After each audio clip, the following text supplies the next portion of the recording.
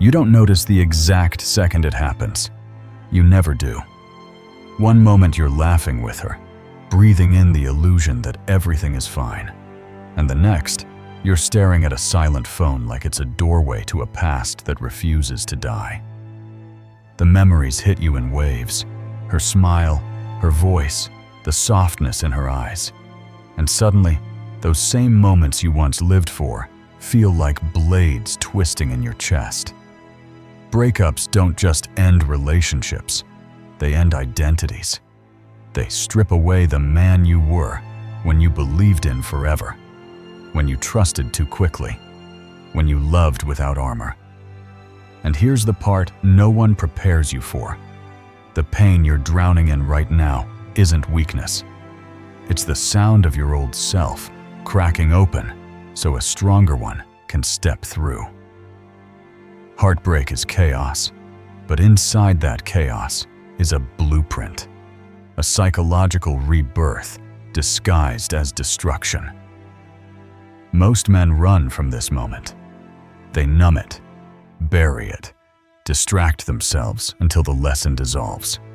But not you.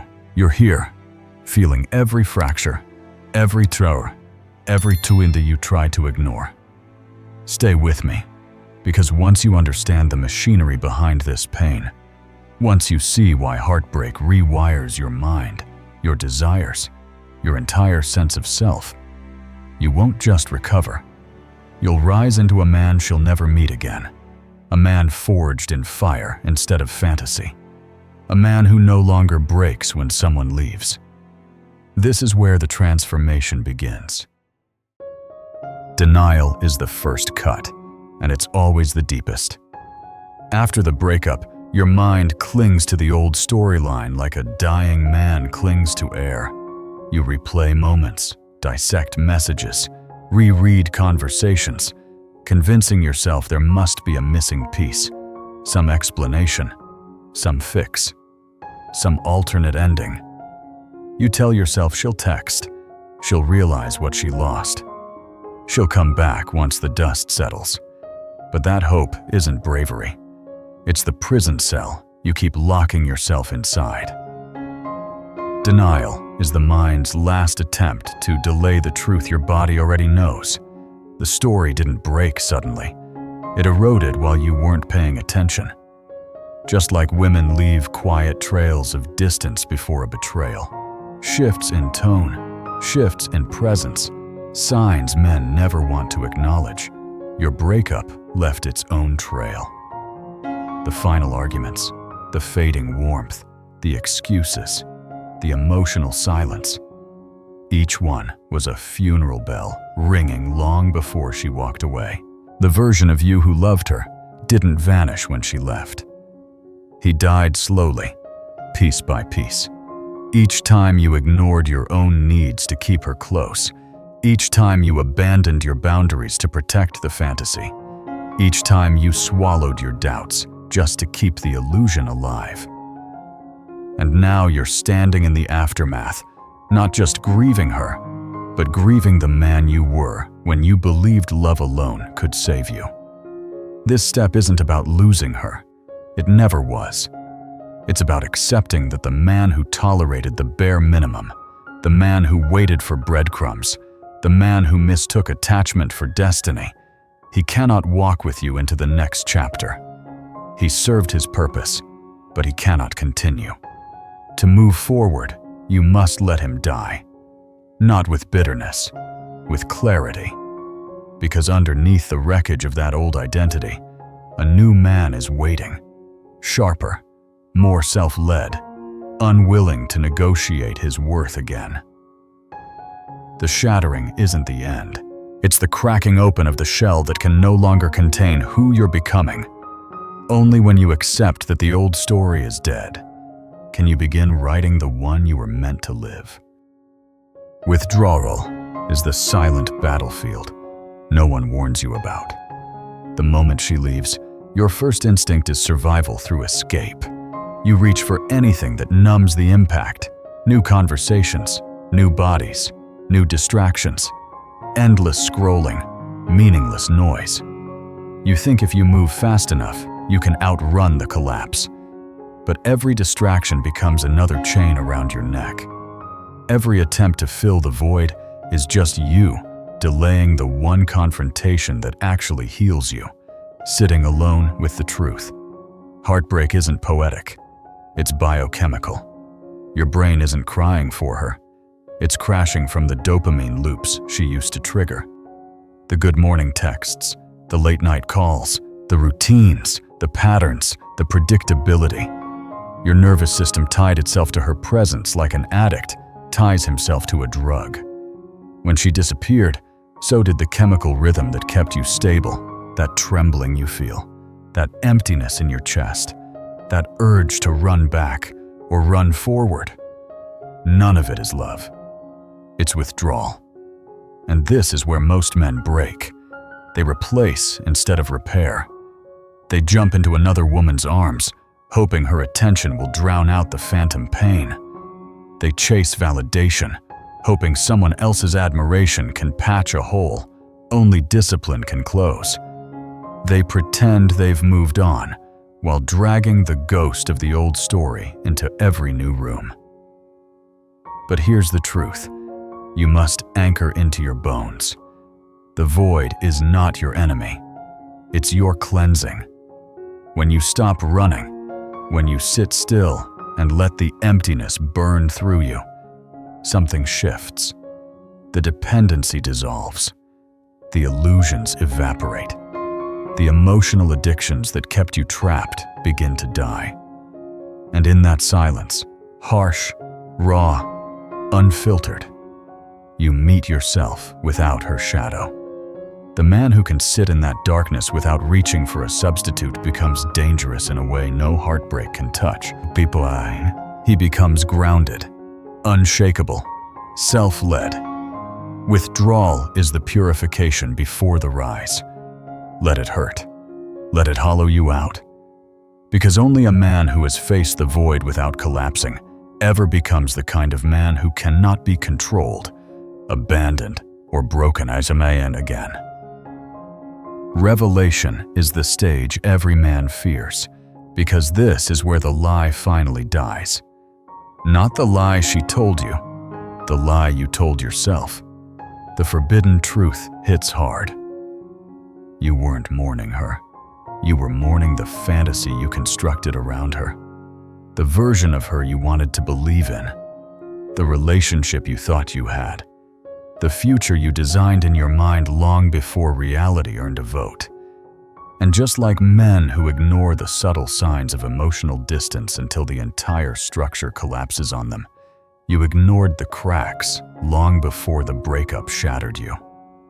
The late replies, the fading warmth, the shift in tone, the way her eyes stopped lighting up when you walked in. None of this was new. You saw it, but you chose the illusion over the evidence. This step forces you to face the one mirror you've been avoiding: yourself. Where did you abandon your standards just to keep her happy?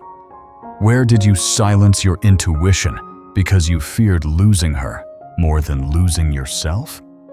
Where did you shrink so she could shine and call that sacrifice love? Where did you let her validation become the measurement of your worth? These questions are not designed to comfort you.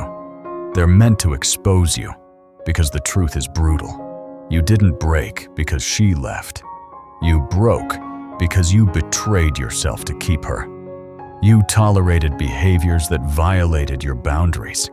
You gave chances to someone who stopped earning them. You held on to potential instead of reality. You called her the one, when deep down you knew she was simply the one you were afraid to lose. But here's the part most men never understand. You're not supposed to like these answers. You're supposed to use them. Every truth you uncover becomes a weapon, sharpened by pain, hardened by self-awareness, forged into the fire of heartbreak. This is how you evolve from a man who reacts to a man who recognizes, from a man who chases illusions to a man who reads reality. Revelation isn't punishment, it's liberation. It's the moment the fog lifts and you finally see the relationship, not as you wanted it to be, but as it truly was. And once you see clearly, you never fall for the same story again. Rediscovery begins the moment you realize this. She didn't take your power when she walked away. She revealed you never fully owned it. Her absence didn't weaken you. It exposed the cracks you kept ignoring, the parts of your masculinity that were built on her approval instead of your foundation. And this is where most men misunderstand the path forward. They think rebuilding means becoming colder, harder, unfeeling. But true masculine strength isn't a performance, it's alignment. It's the quiet, immovable certainty of a man rooted in himself. Women don't desire a man who orbits their opinion.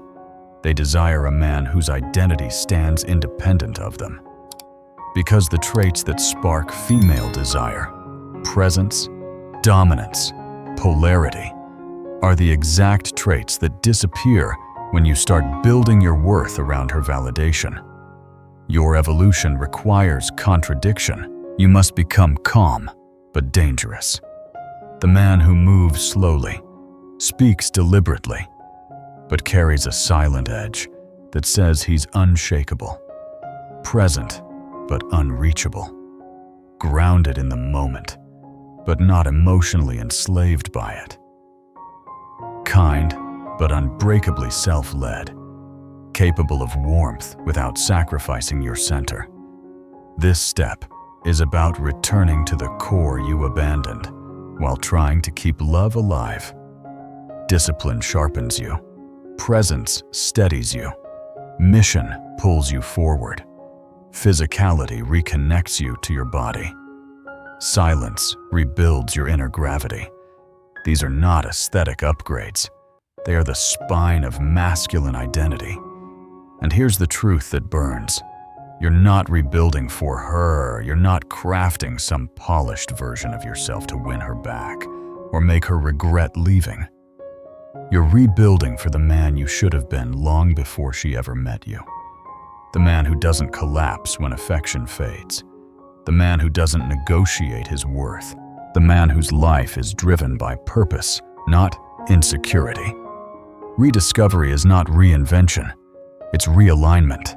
It's stripping away the layers of neediness, fear, and self-abandonment until what remains is a man who leads himself first. Because once you stand firmly in that frame, no woman, past or future, will ever have the power to break you again. Detachment is the point where the emotional war turns inward. Most men think no contact is about pretending she doesn't exist. Turning off notifications, deleting photos, or resisting the urge to text, but that's the surface level. The real battle isn't on your phone, it's in your mind. No contact is about reclaiming the psychological territory you surrendered while trying to keep her. Because every time you stalk her page, reread old conversations, or imagine what she might be doing without you, you're not just checking. You're handing her the keys to your inner world, keeping her alive in a place she no longer deserves access to. And here's the disturbing truth. Women can sense when a man's energy still belongs to them, even after they walk away. It shows in your tone, your hesitation, your emotional instability, the way you carry yourself. They can feel when you're still orbiting them, still tied to the fantasy, still trapped in the hope of reconciliation. And nothing kills attraction faster than a man who can't detach. Not because women are cruel, but because clinging signals weakness, scarcity, and a fractured sense of self. A man who cannot remove her from his mind becomes predictable, powerless, and emotionally dependent. Everything that dissolves desire at its root. This is why detachment is not about getting her back. Men who detach for strategic reasons, hoping she'll miss them, hoping absence will pull her closer, are still attached. They're still performing for her. True detachment is about getting yourself back.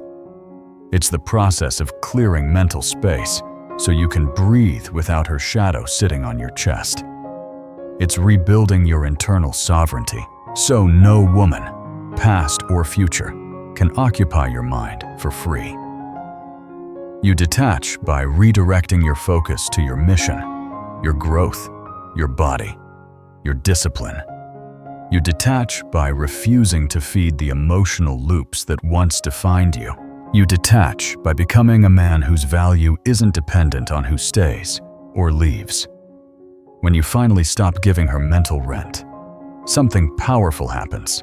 Your identity returns. Your clarity returns. Your strength returns.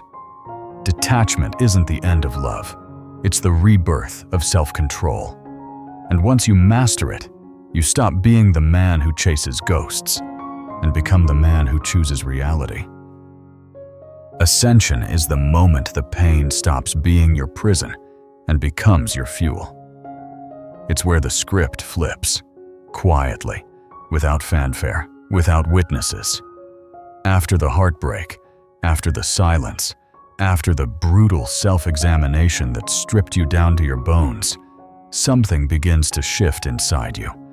Not loudly, not suddenly, but undeniably. You start rising.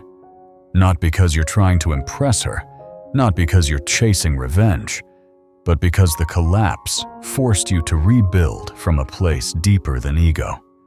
You become the man who no longer needs external validation to breathe. The man whose worth is rooted in discipline, not attention. The man whose presence grows calmer, darker, heavier with intention. The kind of man who doesn't chase, doesn't explain, doesn't beg, because he has finally tasted what it feels like to belong to himself. Women sense this kind of growth instantly. They feel it in your silence, in your posture, in the way you walk into a room without trying to be noticed. It's an energetic shift, the difference between a man seeking approval and a man radiating certainty. Mystery replaces insecurity. Stillness replaces anxiety. Purpose replaces longing. But here's the twist most men never understand. The new man you're becoming is not built for her return. He's built for your rebirth. You're not rising to win her back. You're rising because losing her forced you to confront the parts of yourself you neglected for too long. This step is where the energies split in most men. Some become respectable. Others become desirable. But ascension fuses both into one force. The man women respect for his stability and admire for his leadership becomes the same man they lust for because he's no longer easy to predict, influence, or possess. You transform into a paradox she can't categorize. Calm yet powerful, detached yet present, warm yet untouchable, and the irony is brutal. By the time she realizes the man you've become, she's no longer the woman who gets access to him. Ascension is not about rising above her. It's about rising into the man she was never capable of meeting in the first place. Reframing love isn't about shutting your heart down. It's about opening it with precision instead of desperation. Healing doesn't mean avoiding connection. It means refusing to repeat the patterns that once broke you. Before, you loved from fear of losing her, fear of being alone, fear of not being enough. But now, after the ascent, you love from clarity. You finally understand the mechanics behind desire, how illusion, fantasy loops, childhood wounds, and female psychology all intertwined to shape your choices. You see the emotional programming that once blinded you. You no longer enter relationships from the ground level. You observe them from above, seeing things most men never notice. When you date again, everything changes. You no longer overlook the inconsistencies, the delayed answers, the emotional distance, the subtle disrespect, the mixed signals she hopes you'll ignore. You read energy shifts the same way you used to read her words. You recognize whether she's genuinely present or just using you as an emotional placeholder. And because you now operate from strength rather than scarcity, your reactions change too. You're no longer the man who begs for clarity. You demand it through your standards. You don't chase chemistry like a starving man, hoping for a spark. You require consistency, peace, and effort. You stop clinging to the wrong woman out of fear that no one better will come. You stop tolerating instability disguised as passion. You stop shrinking yourself just to fit her fantasy. Instead, you choose differently.